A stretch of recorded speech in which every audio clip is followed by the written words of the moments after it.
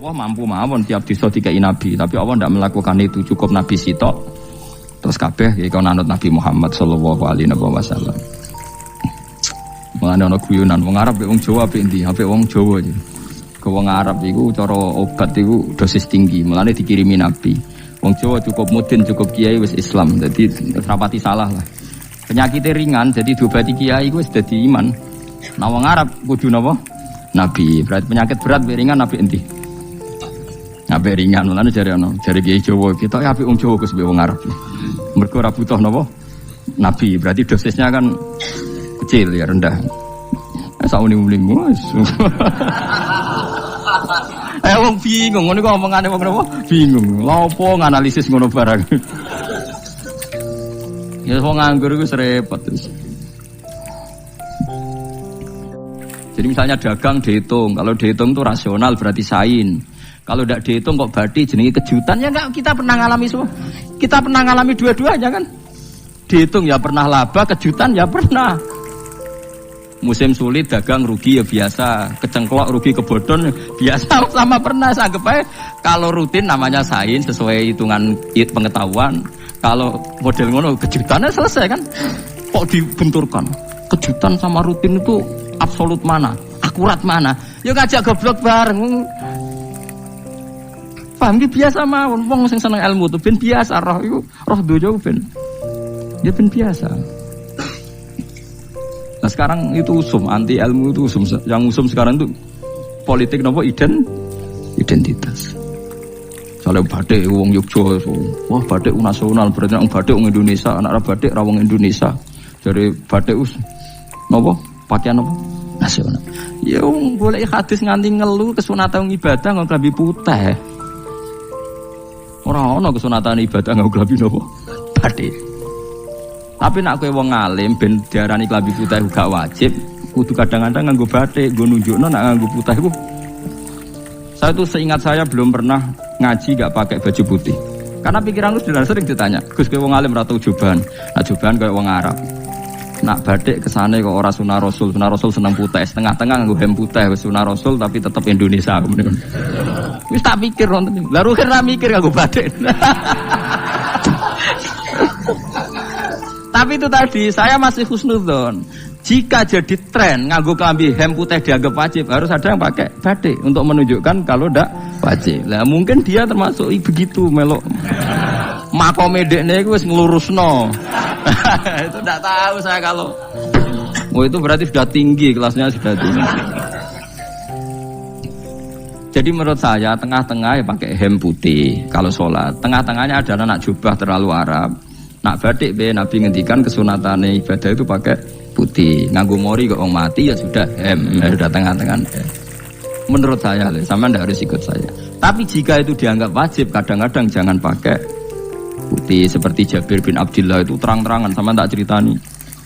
Dulu ketika Jabir bin Abdullah sahabat yang terkenal itu Jabir itu termasuk minas sabiqin al-awwalin itu. Jabir itu sholat di masjid itu bajunya dicopot. Terus sarongan itu dicancang di gulu. Kayak wong kuno-kuno. Sarongan sitok dicancang di gulu. Bawa baju diletakkan di soko masjid. Setelah itu orang tabiin melihat dia secara sinis. Tabiin itu generasi setelah sahabat. Marah-marah ketika dimaki. Masa engkau sahabatnya Nabi sholat bisa bin wahid. Pakai baju satu dicancang bisa. Terus Jabir mulai cerita. Kamu jangan bilang pakai serban itu sunat. Kamu jangan bilang pakai jubah sunat. Bagaimanapun menjadi sunat karena kamu punya. Sehingga kamu bilang sunat karena kamu punya. Dulu kita zaman Rasulullah masih hidup, kita semua itu tidak punya baju, punyanya satu. Sehingga Nabi tidak berani mensunatkan pakai baju dua, kesunatan serban. Karena kita hanya punya pakai baju satu. Kita harus mikir bagaimanapun di antara kesunatan itu karena kita mampu. Setelah tidak mampu tidak ada sunat.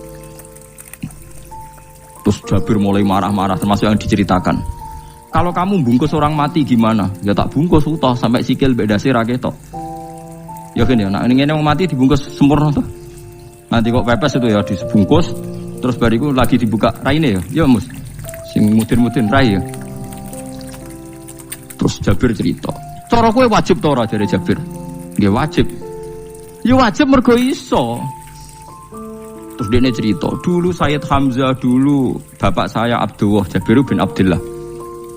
Itu saking enggak adanya baju. Itu nak ditutup sirahe mbek sarong, mboten kafan. Iku ketok sikile. Nak ditutup sikile ketok sirahe. Akhire do matur Kanjeng Nabi kon nutupi sirah waj'al ala rijlihi sayan min idkhirin. Akhire sing sikile ditutup suket. Saking gak anane baju. Kowe saiki Islam wis jaya kecangkeman sithik-sithik muni sunat wis dimaki-maki mbek Jabir. Wis meneng aja. Terus terakhir ngendikan ngene. Aku nglakoni iki liyaronil ahmak misluk. Pancen tak jarak aku salat ngene iki bento-bento kowe ben roh. Nak dhisik sejarah Islam ngene iki aja. Liyaroni al ahmak misluk. Ahmak ku bento sing level tinggi, medium ngono. Itu ulama betul ya begitu. Saiki wong Islam jog tuku kurma gampang. Sithik-sithik buka kurma sunah Rasul mergo nganggo kurma. Ya perkarane ke kelar tuku. Zaman kene Gunung Kidul melarat nganggo apa? Aneh-aneh iki. Makanya di fikih jelas, nek iso kurma, nek iso asal manis, nek iso asal gak nyolong titik wis. Kok cek repote hukum. Bagaimanapun kue kecangkeman muni sunan mergo mampu. Zaman kira mampu orang muni ngono padahal hukum itu dhisik-dhisik. Hukum itu baru apa sudah kemarin-kemarin? Wis meneng ae. Kula ge sering, ngger kula kan kiai, ngger but poso sering sowan kathah. Kadang sing sowan luwih mlete timbang kula. Gus kurma Gus, nggo apa? Nggih sunat Gus. Ah sunah mbahmu pangan kowe. Oh kiai mbok warai ra sopan. Aku nak buka aku degan. Aneh-aneh ya. Namun ini sunah dia ora usah kecangkeman. Lagi buka kurma pirang tahun, lebih kali tahun Gus. Umur piro? 40 Gus. 38 tahun gak anggo sunah lagi 2 tahun gegere gak karuan. Biasa saja. Dulu Nabi itu ya biasa. Nabi kalau zaman ngendikan yang ngeper sampai 4 kali. Kalau gak mampu ini, kalau gak mampu ini. Nabi kalau ngendikan ya gitu sampai diulang-ulang. Karena Nabi tahu tidak semua umatnya gampang mendapatkan itu. Misalnya kafaroh puasa 2 bulan nuntut, kalau tidak bisa ngasih makan orang miskin sekian, kalau tidak bisa gini sampai habis. Kulo ma'rufin sedekah, kalau tidak bisa ya Rasulullah firsana satin, sampai ludus gak usah sikit tamrotin. Kalau gak bisa fabi kalimatin thayyibah, cangkem sing apik. Nak ra iso sementing aja merengut. Terakhir walau bitolqatin apa? Wajin. Itu lama mewarisi sekian kebaikan yang diajarkan Nabi, tidak terus dipatenkan satu ngel-ngel wong akeh. Kuwi apa ngekek kurma khutbah bareng sumber. Wes pangan dhewe entekno. Ya ana sing sabar, wis kula tobat Gus mun mboten ngomong-ngomong ngono ya. Ya biasa saja kalau ingin sunah-sunah biasa saja. Dawe Nabi wal qasda tabluhu, kamu itu yang biasa saja. Biasa itu ya standar saja. Ya biasa. Jadi Nabi dulu kalau melakukan sunnah itu biasa. Sunnatun sanaha Rasulullah sallallahu alaihi wasallam. Ini sunnah yang dilakukan Nabi. Tapi di luar yang azimah. Azimah itu yang wajib atau fardhu ain itu sahabat biasa. Karena bagaimanapun kita bisa begini karena mampu. Seperti Jabir tadi, orang bisa sholat pakai serban, pakai jubah karena mampu. Zaman Nabi awal Islam. Sama lihat Bilal, ada nak belodor gitu tuh. Sama lihat film Umar atau film-film Bilal. Itu memang nyata dulu itu la yajidu ahaduna illa thawban wahidan. Enggak ada yang kecuali punya baju apa? Sama dulu film-film, mulai versi seneng kitab sampai versi film itu sama. Bilal nak adzan ya blodor, ora adzan je blodor gak sopan. Oh memang dia duwene klambi mok sitok iku. Adlok ceritane Sa'labah bar salat salam langsung melayu. Berkali-kali yang bersalam melayu. Jebule apa kita kayak ya salah bang bersolat orang witir melaju kenapa saja takoki ya Rasulullah, takoki Nabi. Salah bah kata sahabat-sahabat kowe nak salat bar mulai langsung melaju. Ya Rasulullah, kambing kula namung setunggal, istri saya di rumah aja utuh. Bisa saking tidak adanya baju. Nah, saiki nang sunatno kon. Ya begitu. Makanya ketika Sayyidina Umar idza ausa Allah fa ausiu. Nanti kalau sudah jembar ya jembar. Nak lagi ruwet dia ruwet. Dia sudah biasa saja. Paham ya? Jadi kalau suwun misalnya malah yudroku kullu, la yudroku nopo kullu. Kalau tidak bisa semua jangan sama sekali. Jadi misalnya kita tidak bisa jubahan, tidak bisa serbanan mergo ra wong Arab. Supaya saya ndak keriting jubahan kok tonggo ya guyu. Paham ya? Aneh ngono. Kemudian nek ora kaji kok jubahan malah digugat wong akeh. ya sudah pakai hem putih saja. Sementing dua semangat sunnah putihnya misalnya. Ya tengah-tengah gitu. Tapi kalau kira-kira dianggap wajib ya kan ganti batik kayak Ruhin itu. Itu makomnya sudah itu tadi sudah tinggi sekali. Ya Nabi itu misalnya Nabi nyifati rambut yang baik itu yang lurus ngombak gitu. Sifatnya Dajjal itu keriting. Tapi yang keriting ya enggak apa-apa. Bukan berarti wah keriting mirip Dajjal ya enggak gitu. Ya itu kan Allah menunjukkan kekuasaan. Nanti kalau Allah bikin lurus semua dikira enggak mampu bikin yang keriting, ya sudah dibikinlah yang keriting. Ya sudah gitu biasa saja buatan berlebihan. Paham gitu. Jadi Nabi itu kalau ngendikan seingat saya ini hafal banyak hadis. Kalau ngendikan tuh sampai berkali-kali. Itu tadi mulai kalau sedekah pakai ini, kalau ndak mau sampai mulai firsana satin sambil wedhus ijek larang walau bisik tamro separone kurma masih kadang ndak mampu fabi kalimatin thayyibah enggak mampu lagi ya soalnya tasaddaku walau bitol qati wajin sedekahlah meskipun dengan ceria. Itu sirinya kenapa saya ngaji guyon karena paling ndak ceria itu happy. Coba kalau saya ngaji merengut meneng terus ketok nyesal terus sing ngaji kan mikir Gus bak kurang apa kita ngaji kok ono sing kurang. Oh, terus yang keduanya nafsir wah paling kurang sangune. Wah jadi repot. Mulane kula ngeten wis tak pikir, memang sampun tak pikir lho. Guyon kula mek sampean nangis mbon ndi ganjaran akeh ndi. Mergo guyon kula bi ilmen nangis sampean mikir utang. Jadi terakhir sedekah talqati wajhin, wajah yang ceria, yang happy. Kowe iki happy kan yo seneng, paling gak mikir nasibe kan. Kiai iku happy benes.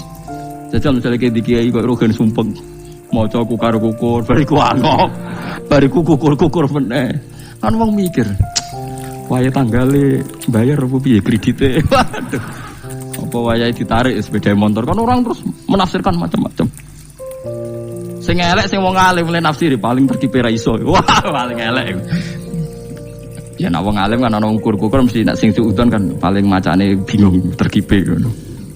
Ya macam-macam lah sesuai asumsi napa.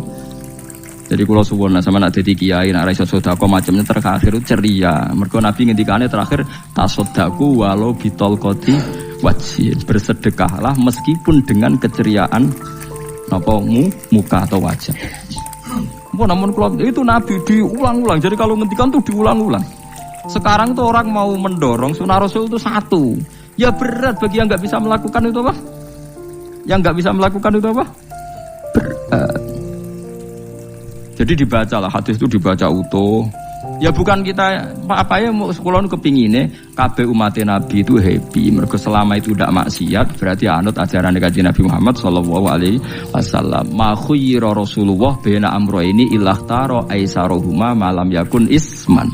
Rasulullah itu tidak pernah disuruh milih dua hal yang berbeda kecuali milih yang paling gampang asal itu tidak barang dosa. Itu hadis muttafaq alaih. Ma khuyira Rasulullah baina amrayni ilakhtara napa aisaruhuma malam yakun napa isman. Jadi Nabi itu tidak disuruh milih dua hal, mesti milih yang paling gampang asal tidak nopo dosa. Makanya Nabi kalau ditanya ya Rasulullah sampean nanti tawaf pakai unta apa ndak? Kesel ndi? Ya kesel melaku, ya naik unta saja. Makanya Nabi kalau tawaf dulu pakai apa? Unta. Saiki mulane Arab Saudi PG MRT berkoordinasi Nabi unta terus saiki nganggo napa? Kereta lingkar. Sekarang baru diperdebatkan. Cek kurang ajar itu sebenarnya no tamu spesial, misalnya pejabat negara sebenarnya atau tawaf numpak kereta muter. Diarani rasah dhisik Nabi numpak unta, diarani sah cek kurang ajar ning dhuwur. Terus sampai angop-angop terus tawaf. Sampeyan muni sah ta ora ya, jujur. Muni rasah Nabi dhisik tawaf. Ngagem unta muni sah kok kurang ajar. Wah, misalnya numpak kereta asenan anggap sidik-sidik sebeng pitu. Kurang ajar juga. Saat ini lebih diperdebatkan, tapi ya mbak, saya bakas ngono ben ngerti hukum sampean, ben ora anak kiai ku bingung, ulama yo mikir hukum. Iku ketok ceria kula, sampean ora bingung ora ceria. Fa aba mongko mo sapa aksarun nasi sapa akeh manusa. Mo ila kufuron kecuali ngafirin nikmate Allah juhudan. Tegese engkar li nikmati maring nikmat haitsu qalu sekirane ngucap sapa kufar mutirna bina wa kadza mutirna den kaeringi udan kita bina wa kadza sebab posisi bintang sing ngene iki walau syi'na la ba'atna fi kulli qaryatin nadhira Walau sina umpama ngersakno ingsun Allah la ba'at naliktine nugasno ingsun utawa ngutus ingsun fi kulli qaryatin ing dalam saben-saben daerah desa nadhiron ing wong sing ngelingno. Umpama Allah ngersakno kabeh desa ya nabi, tapi kok kakek nabi malah repot kan. Yukhawifu kang ngekeki peringatan sapa nabi ahlaha ing penduduk Qaryah. Walakin ba'asnaka tetapi ning ngutus ingsun ka ing sira Muhammad ila ahli qura maring kabeh penduduk kuliah sekabehane ahli qura. Nadhiron khalidati nadhir khalidati nabi liya'zuma supaya gedhe apa ajruka ganjaran sira. Tapi kabeh nabi niku nggih pokoke Allah mampu mawon tiap desa dikai nabi, tapi Allah ndak melakukan itu, cukup nabi sitok. Terus kabeh iki anut Nabi Muhammad sallallahu alaihi wasallam. Mulane ana guyonan wong Arab wong Jawa apik endi? Apik wong Jawa aja. Ke wong Arab iku cara obat iku dosis tinggi, mulane dikirimi nabi. Wong Jawa cukup mudin, cukup kiai wis Islam, jadi rapati salah lah. Penyakitnya ringan, jadi diobati kiai wis dadi iman. Nah wong Arab kudu napa? Nabi. Berarti penyakit berat be ringan nabi endi? Nabi ringan, lan jare kiai Jawa kita ya apik wong Jawa Gus be wong Arab. Mergo ora butuh napa? Nabi. Berarti dosisnya kan kecil ya, rendah. Sauni-uni wis. Wong bingung, ngono kok omongane wong napa? Bingung. Lha opo nganalisis ngono barang. Ya wong nganggur iku repot terus. Fala tuti mongko aja nurut sira al kafirina ing pira-pira wong kafir fi hawahum ing dalam hawa nafsune kafirin. Jadi kalau aja anut wong kafir ning menyangkut hawa nafsu. Tapi nek menyangkut kebaikan wong kafir sing kita kadang kalah baik dalam hal sosial. Ya malah Allah kadang melehno kita, mereka kok kalah mbek wong kafir. Ini misalnya ngeten gini, makanya Imam Suyuti nafsiri fala tutil kafirin fi hawahum. Dalam hal yang bersifat hawa napa? Nafsu. Misalnya begini, saya contohkan, Allah melehno wong mukmin. Ada sahabat ketika perang itu tangannya terputus, kakinya juga terputus. Terus matur Rasulullah, ya Rasulullah gara-gara perang derekno engkau, saya tangannya putus, kaki saya putus. Ternyata tidak diapresiasi sama Allah, malah disalahkan. Gini kok Allah terus nurono ayat iyam saskum korhun faqad masal qoma korhum mislu. Jika Anda luka karena perang, orang kafir pun luka. Wong kafir wong gento wae wani luka demi kekafiran, kok kue wong Islam jare demi Allah ora wani luka. Jika masyhur di kalangan para ulama, nanti setiap kebaikan itu dibandingkan kezaliman. Ya saya ulang lagi, nanti setiap kebaikan itu dibandingkan kezaliman. Misalnya kita jadi kiai ora enak, ora gaji tetap, tepak-tepakan, kadang untuk duit, kadang ora. Enak jadi PNS gajinya tetap. Nanti kita disalahkan Tuhan. Pedagang narkoba itu gajinya juga enggak tetap. Resikonya tinggi, ditangkap polisi, hukumannya mati, itu saja berani. Kowe kiai dirimo ngono ra wani. Kowe tahajud kanyeben, bengi-bengi tangi tahajud kanyeben. Tukang maling ayam bengi-bengi tangi nyolong. Resikonya tinggi ya anyep wani. Jadi nanti kowe di depan Tuhan dimaki-maki, kesalehan kita akan dibandingkan kezaliman. Lan ana wong saleh diutangi dhuwit ora oleh medhit, sampeyan dibandingno. Maling mbek maling utang-utangan, wong saleh ora utang-utangan. Ya memang begitu. Nah itu yang dimaksud ayat intakunu ta'lamuna fa innahum ya'lamuna kama ta'lamun wa tarjuna minallah ma la yarjun. Jika kamu merasa sakit karena berjuang demi agama, orang-orang zalim juga sakit karena kezalimannya. Toh mereka berani. Coba jadi kiai bandar narkoba resikonya tinggi mana coba? Resiko jadi bandar narkoba, antar geng narkoba juga musuhan, takut ditangkap polisi. Jadi kiai paling ngomong hasud sidik-sidik, paling mau ngerasani. Kiai soalnya ngomong tok, rai song lakoni, paling gitu. Podo kiai ini paling hasud. Ya sidik-sidik lah, paling seret. Kalau bandar narkoba gak cocok, nembak. Karena rivalitas mereka ekstrim. Sehingga kalau sampai cemen jadi kiai nanti ya diingatkan Allah dibandingkan orang apa? Zalim. Jadi eling-eling ya. Terus semua kesalahan kita, loyalitas kita pada agama nanti dibandingkan orang zalim karena mereka loyal sama pekerjaannya, sama kezalimannya. Enggak terus preman-preman nak belani konco wani mati. Kadang kiai santri belani kiai ini rapati wani mati. Repot preman-preman nak tobat itu repot. Kulo nu rada nyesal mek tobaté preman. Nah ana preman teng perapatan tobat. Niku terus ning masjid men itikaf terus mbek wong sopan. Niku ora pas sajane. Nah, tobat itu tetep ning prapatan. Sing dhisik ganggu wong disingkirno. Jadi ku tobat tenan sehingga dhisik prapatan sing gawat dadi gak gawat. Mergo sing preman gawat diganti preman sing lunah. Ora terus ning masjid ya sing iki tetep diganti generasine ora. Mestine maksudnya mesti ora kok terus elek mboten mestine tobaté ngoten niku. Sayyidina Umar itu dulu itu menakut-nakuti orang Islam. Angger ana ndekne wong Islam wedi kabeh. Terus Abu Bakar ya wedi kabeh wedi. Suatu saat Rasulullah mlaku-mlaku ngerti Umar gelut ning ukat, menangan. Kata Rasulullah andikan yang Islam itu hebat Islam. Hanya Rasulullah berdoa wa ma'izal Islam fi Umar. Akhirnya Umar masuk Islam. Hari Kamis masuk Islamnya. Ya sekira tau mikir itu sadinane kula roh sadinane dungane Kamis masuk Islam Jumat. Ning omahe adike ning gone IP-ne. Mergo diwacana Quran surat Toha. Bareng Islam metuki Nabi, mohon walhasil bar Islam teng Zaid bin Arqam ning bene Nabi terus langsung marani Umayyah Abu Jahal ora terus ning masjid menenge buat langsung marani Abu Jahal. Angger ki ganggu Nabi tak pateni. Bariku marani Abu Jahal. Aku saiki wis Islam iki ganggu Nabi tak pateni. Gentenan wong kafir sing dhewe. Paham nggih? Jadi enak maksudnya. Lah misalnya terus Umar jadi sopan santun terus ketemu wong dilo, ketemu Abu Lahab monggo dari akhir. Wah. Kacau. Artinya enggak ada perubahan kan kalau gitu. Lan Ruhin mantan preman mboten kok tobaté ning kene ora roh kok. Mboten harus kiai dene. Mestine ngoten. Makanya Wahsy itu yang bunuh Sayyid siapa? Hamzah. Karena dia disuruh Hindun itu istrinya Abi Sufyan itu. Itu setelah membunuh Sayyid Hamzah dan dia Islam. Dan Nabi tidak siap melihat wajah Wahsy. Sumpahnya Wahsy apa? Saya bersumpah akan membunuh orang paling dibenci Rasulullah. Sebagaimana saya pernah membunuh orang paling dicintai Rasulullah. Terus tobatnya dia mateni Musailamah al-Kadzab. Wong sing ngaku Nabi ngarang Quran. Itu sing mateni sinten? Wahsy.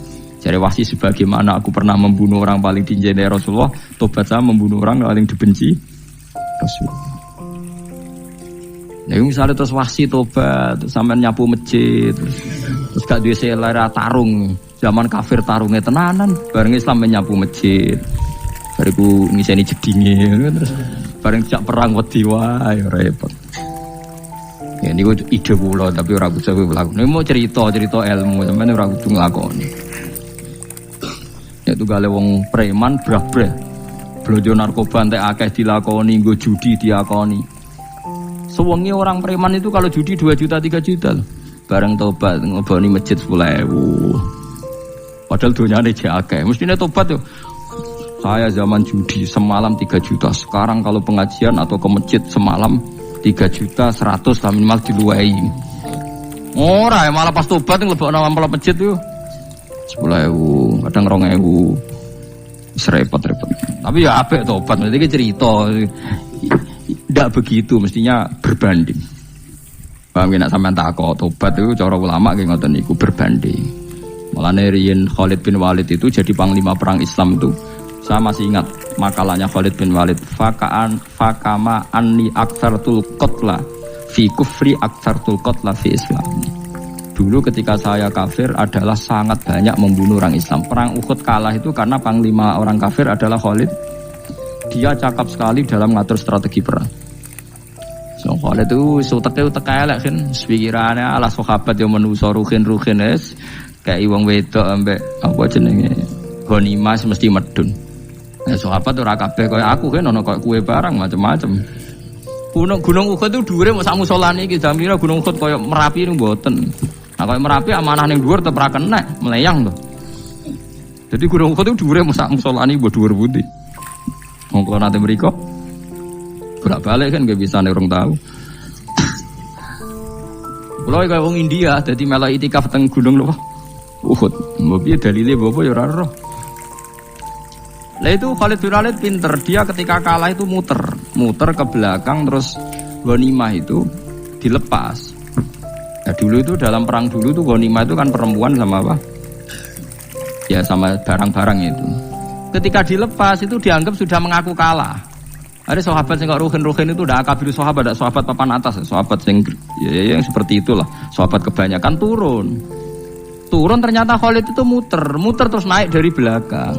pas sahabat turun, dia naik dari apa? Yo penak karek manai kok dhuwur, itu akhirnya kalah. Itu ya gara-gara strategi ini Khalid bin Walid. Nah terus dia bersumpah, saya bersumpah semua kecerdasan saya, semua kecanggihan saya akan saya gunakan untuk membela Islam. Ini kelimake itu di perang Tabuk, di perang Yarmouk, di perang Tabuk.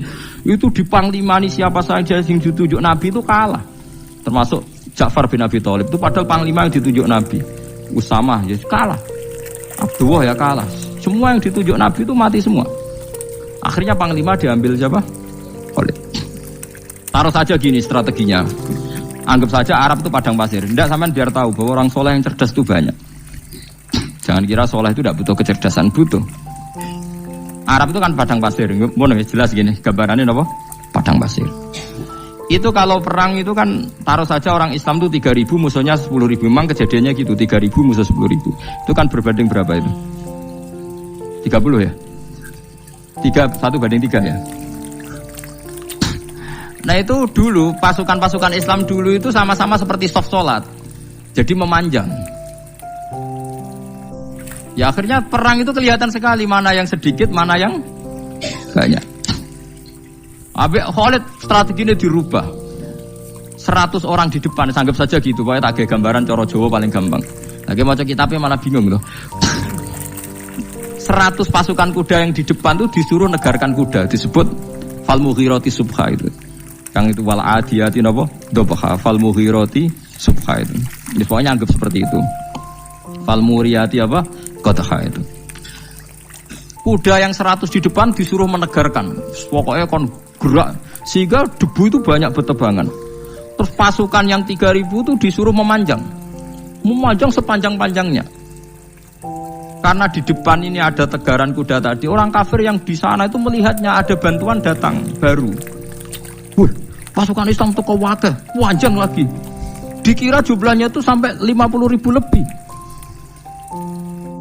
Paham sih kalau maksudnya? Jika wong kafir melaju perkara ini tidak mungkin kita tandingi. Orang Islam dapat bantuan baru, padahal ya wongnya podo. Mau baris setok dirubah. Nah misalnya sing mimpin Mustafa sebuah jare mati ya syahid, ya mati kabeh wong Islam. Nah itu artinya dia masih ingat betul, saya dulu pernah menggunakan kecerdasan yang sama untuk mengalahkan umat Islam. Saya bersumpah kecerdasan yang sama akan saya gunakan untuk memenangkan Islam. Jadi coba bayang nonton anak padang pasir 3.000 orang, yang 100 di depan negarno kuda supaya pandangan tidak begitu jelas. Terus yang belakangnya memanjang dari jauh kan kelihatan pasukan dapat bantuan baru. Padahal ya orangnya yang sama. Akhirnya orang kafir merasa wah nggak imbang. Kita ada imbang karena orang Islam dapat bantuan. Terus menang perang itu.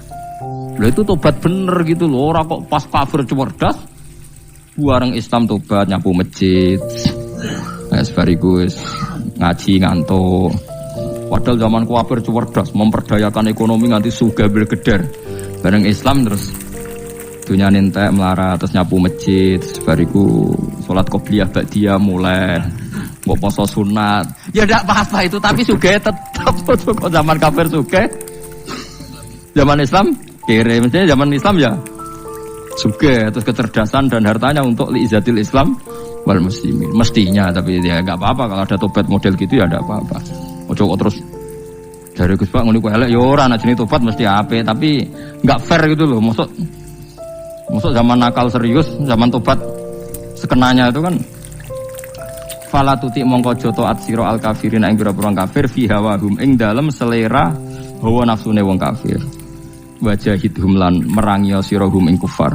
Merangi maksudnya berjuang bihi kelawan Quran. Maksudnya hujjah. Wong iku nak merangi wong kafir nganggo Quran, ndak mesti perang iku nganggo pedang. Niki jelas kita bire ge wajahidhum bihi ebil Quran. Maksudnya perang nganggo Quran itu kita melatih argumentasi atau hujjah yang dengan hujah itu jelas-jelas ketok bener ya agama napa Islam. Wajahid lan merangi sira hum ing kufar bi iklan Quran ayat Quran itu Quran jihad dan kelawan perang atau kelawan jihad kelawan berjuang kabiran kang gede. Wa ta'ala wa alladzi zat maroja ingkang lepas sapa Allah al-bahra ini ing dua laut. Arsalat sing lepas sapa taala huma ing al-bahra ini mutajawira ini hale berdampingan. Hadza utawi iki ku adbun iku banyu sing banget segere, banget manis ya, banget segere. Furatun tur enak diombe, sadidul udzubati tegese banget manis. Iki kuno nak manane mudah diminum. Wa hadza utawi iki ku milkhun iku banyu asin, ujajun tur banget pahite. Sadidul muluhah tegese banget pahite. Tapi wasemono sungai sing gampang diminum. Misalnya sungai Komerapi sing